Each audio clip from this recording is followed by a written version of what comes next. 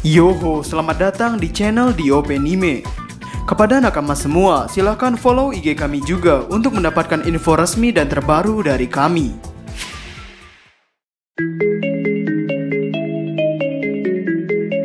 Yoho, Kaido, ia adalah seorang Yonko yang bisa dibilang gila. Ia mengatakan bahwa hidup itu merepotkan. Ia sudah mencoba berkali-kali untuk bunuh diri, namun tidak ada satupun yang berhasil membuatnya mati. Dalam pengenalan karakter Kaido ini, Oda tidak tanggung-tanggung. Oda menjelaskan secara detail mengenai kesangaran Kaido. Oda menjelaskan sudah berapa kali kapal yang hancur ketika mengangkut Kaido. Oda menjelaskan sudah berapa kali benda tajam yang hancur ketika mencoba menyentuh tubuh Kaido. Dan lebih hebatnya lagi, saat ini Luffy akan berhadapan dengan Kaido. Pria dengan tinggi 2 meter atau 3 meter ini ingin mengalahkan Kaido yang tinggi dan lebar badannya saja sepertinya lebih besar Kaido dibandingkan kapal Tousan Sunny. Jadi tidak heran jika Oda pernah pusing memikirkan bagaimana caranya bagi Luffy untuk mengalahkan Kaido.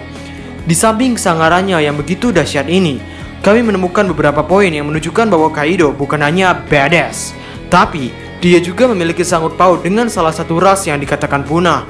Sehingga inilah hal yang akan kita bicarakan, yakni hubungan Kaido dengan ras yang telah punah. Jadi, selamat datang di Mega Teori DOP Anime. Tanpa basa-basi lagi, langsung saja, mari kita mulai. Ors, makhluk ini pertama kali dimunculkan pada Arc Thriller Bark. Dan sudah beberapa kali kami katakan bahwa Arc Thriller Bark adalah pembukaan dari Arc Wano Kuni. Arc Thriller Bark ini di dalamnya terdapat banyak sekali hubungannya dengan Wano Kuni, terutama mengenai karakter Kaido. Karena musuh utama Arc Thriller Bark yakni Gekko Moria dikatakan bahwa ia pernah ke Wano Kuni, mencuri mayat Ryuma beserta pedang Susui. Dan hebatnya lagi, Moria pernah bertarung melawan Kaido dan masih hidup hingga sekarang. Moria berhasil melarikan diri, dan di antara banyaknya karakter One Piece saat ini, yang paling banyak mengetahui kelemahan terbesar Kaido adalah Gekko Moria. Hubungan Kaido dengan Ors serta pemerintah dunia. Dari dulu kami bertanya-tanya, Kaido itu termasuk dari ras apa? Karena ia memiliki badan yang besar dan tanduk di kepalanya. Lalu pada chapter 907, dari percakapan Kaido dengan Big Mom, mereka membicarakan tentang sebuah hutang balas budi seumur hidup. Jadi apa maksudnya hutang budi yang dimaksud oleh Big Mom? Jika dari percakapan mereka berdua ini, ada kemungkinan bahwa hutang budi ini terjadi di masa lalu. Mungkin pada saat Kaido masih berada di bajak laut Rocks. Yang karena di sini Big Mom mengatakan balas budi seumur hidup. Ada kemungkinan bahwa perbuatan yang Big Mom melakukan di masa lalu ini berkaitan dengan nyawa Kaido. Atau bisa dibilang, keberadaan eksistensinya di masa sekarang adalah karena kebaikan dari Big Mom. Lalu, pada pagar di Pulau Vegapunk, ya kami yakin nakama semua sudah sering melihat gerbang Vegapunk ini, karena sudah banyak orang yang membicarakan arti logo ini. Lalu apa maksudnya ini? Jika dilihat, kami pikir lambang ini berkaitan dengan yang namanya Ors. Kenapa begitu? Karena jika dibandingkan dengan lambang bajak laut Little Ors Junior, lambang di Pulau Vegapunk ini sangatlah mirip dengan lambang bajak laut Little Ors Junior. Jadi apa maksudnya ini? Kenapa pemerintah dunia, terutama di Pulau Vegapunk, ada lambang Ors? Hubungan Kaido dengan Wano Kuni. Kami pikir Kaido itu satu spesies dengan Ors, atau setidaknya leluhur Kaido adalah para Ors. Poin ini didukung dengan Kaido yang menduduki sebuah wilayah di Wano Kuni yang bernama Onigashima. Onigashima, pulau ini adalah sebuah pulau yang tidak sebesar wilayah Kuri, Ringo, atau apapun itu. Onigashima hanyalah sebuah pulau kecil di seberang wilayah Wano Kuni. Dan entah kenapa, Kaido sebagai orang yang kuat, ia menduduki tahtanya di Onigashima dan bukannya di Wano Kuni. Kami pikir, jika memang Kaido ingin, Orochi akan memperbolehkan Kaido untuk menduduki tahta di pusat kota Wano Kuni. Namun hal itu tidak terjadi. Kenapa? Dan yang menonjol dari Onigashima adalah di sana ada sebuah tengkorak kepala yang sangat besar, yang dimana ini terdapat sebuah tanduk. Saat ini kita masih belum diberitahu secara jelas bagaimana seluk-beluk tengkorak ini, karena sejauh ini kita hanya diberitahu sebuah penggambaran di mana kepala tengkorak ini sangatlah besar. Mungkin untuk sedikit ilustrasi, besarnya agak mirip dengan tengkorak yang ada di Black Clover, atau bahkan mungkin lebih kecil. Sekarang kita kembali ke topik utama. Jika memang Kaido adalah Ors, Maka ini menjelaskan kenapa Kaido tiba-tiba menyerang Wano Kuni, sebuah wilayah di dunia baru yang memutuskan hubungannya dengan dunia luar. Yakni, pada Fever Card Databook disebutkan bahwa Oars membuat sebuah negara dengan menyambungkan beberapa potongan atau beberapa wilayah. Menurut rumornya, negara ini masih ada hingga sekarang, dan beberapa orang mengatakan bahwa Wano adalah negaranya. Dan ini juga menjelaskan kenapa di Wano Kuni terdapat sebuah iklim yang berbeda dari satu tempat ke tempat yang lain. Karena Wano Kuni adalah sebuah negara dengan hasil penggabungan beberapa wilayah. Jadi apa maksudnya ini? Jika memang benar Wano adalah sebuah negara yang dibuat oleh Oars, maka hal yang wajar bagi Kaido untuk menyerang Wano dan menginginkan agar Wano menjadi miliknya. Karena di sini Kaido sebagai keturunan Oars memiliki hak untuk menempati Wano sebagai warga Oars. Eiichiro Oda jarang sekali membuat masalah yang ringan.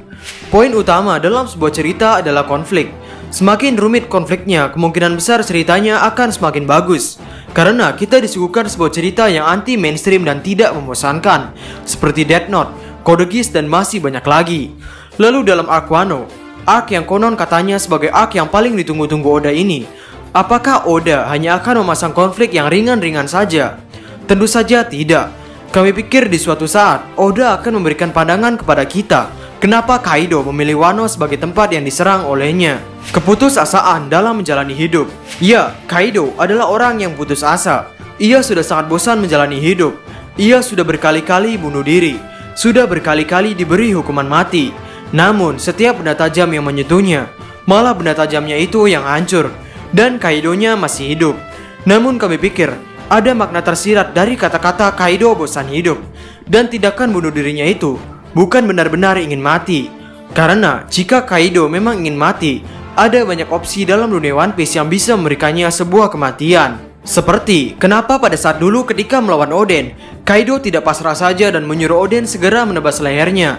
Lalu, karena Kaido konon disebut sebagai pemakan buah setan Mythical Zoan Naga, kenapa Kaido tidak jatuh saja ke lautan?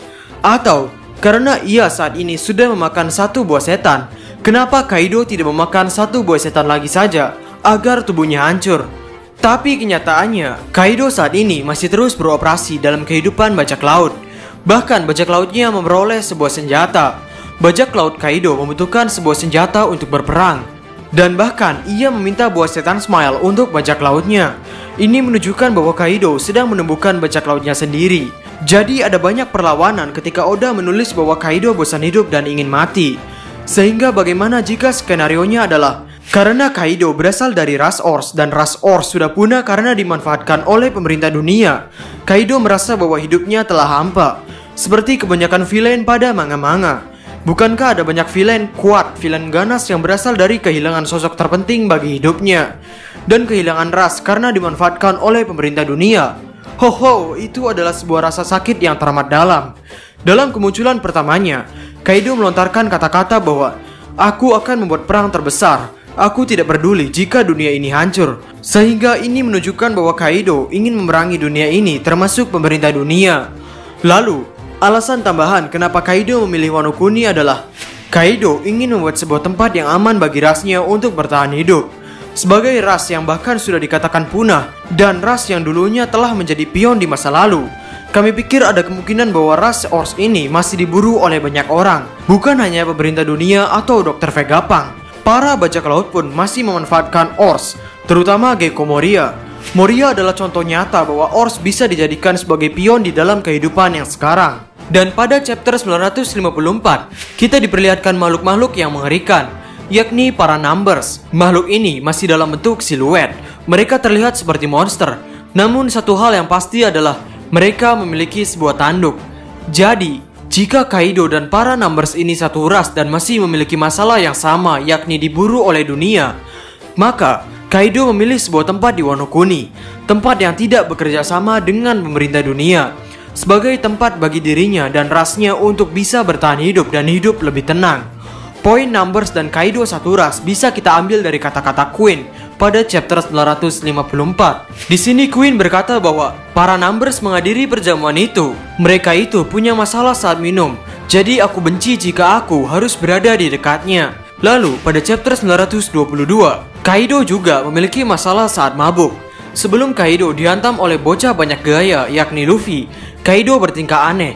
Seperti contoh, Kaido mengajak Ashura Doji untuk masuk ke dalam bajak lautnya. Kaido juga memasang muka aneh pada saat itu. Yang mana ketika Jack mendengar perkataan Kaido ini, Jack langsung berkata bahwa, "Kaido, apakah kau saat ini sedang mabuk?" Nah, dari perkataan Jack ini, sepertinya bawahan Kaido juga merasa khawatir jika Kaido sedang mabuk. Yang mana Kaido memiliki masalah saat ia sedang mabuk. Jadi, itulah teori kami mengenai hubungan Kaido dengan Ors, Wano Kuni, serta pemerintah dunia. Bagaimana menurut nakama semuanya? Berikan komentar kalian atau berikan koreksi kalian semua atas teori kami tersebut di kolom komentar di bawah.